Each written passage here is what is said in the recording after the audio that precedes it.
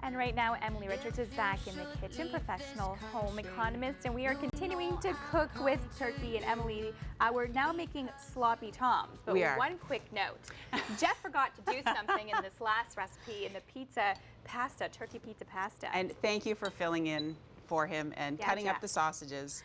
We're using turkey sausages, so we had the boneless, skinless turkey in there. But we're also adding turkey sausages just to add a little bit more flavor. And as I told you, Melissa, my house, big meat eaters, so they love having the sausage and the turkey.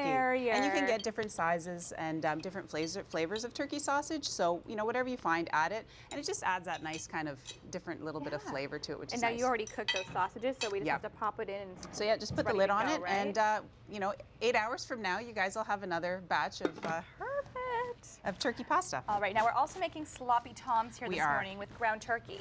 So this is our extra lean ground turkey. So what I'm doing is starting to cook it up. And again, this is a great option through the week to change up your different proteins. So, you know, it gives you another option through the week. And we're going to jazz it up and add some flavor. So typically people will remember sloppy joes, or they make sloppy joes. So we've put a twist on it and called it a sloppy tom after our, you know, turkeys. And we're going to add some flavor to it. So I'm going to get you to kind of continue on. If you want to start with our vegetables first, we have some onions. And for this, I like to chop them fairly fine so that they kind of break into the turkey and get absorbed, and just add a nice little bit of flavor. And I'll give you the garlic there too. If you need to, there's a little spoon. Oh no, you got it all. That's pretty good. I'm a messy cook. I'm a messy chef, so well, I'll clean up after you, so it's okay. Okay. And then if you want to add that green pepper, I'm going to just chop up a little bit more here for us. Okay, and should I start mixing it a little bit? Yes, definitely. That would be perfect. Now, I have a green pepper here. I think green peppers don't get used often enough. But by all means, use whatever color pepper you want. And it just adds a nice little bit of crispness, a little bit of color.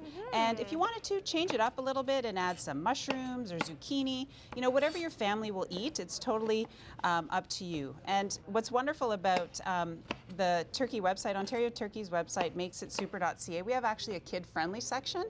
So that you can go on there and check it out and see, you know, hey, you know, my kids are going to eat this.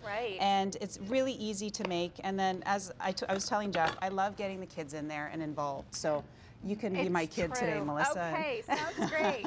Just as long as I don't have to do the cleaning up. No, I promise I won't make you clean up. Cooking and tasting. So we're going to add a little depth of flavor here, and instead of using salt, I like to change it up a bit, and we're actually going to use some Worcester sauce. So that just gives us a deeper, you know, a lot of times people add it to their chili and beef recipes, but it really does add a lot of deep flavor to our turkey as well. So just how much are we adding? Just a tablespoon is going to go in there. So this balances off our need for salt, as well as a little bit more flavor to it. So it's just a nice little addition to it. I love Worcester sauce too.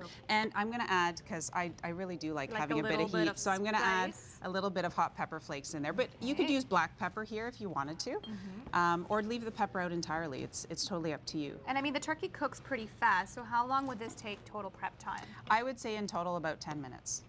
So, you know, by the time, this is 1.5 pounds of lean ground turkey, so easily we'll feed 6 in a family. So I like to, you know, make a big batch and then perhaps pack it in the lunch for the kids or yourself for the next day, because this makes a great lunch the next day.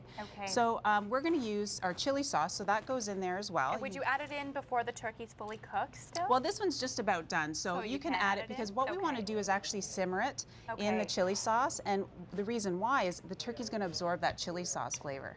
So it's going to taste that much, it'll taste like you've been cooking it a lot longer because it's being absorbed. So it's really nice. And this is just chili sauce. It's sweet chili sauce. It's not spicy.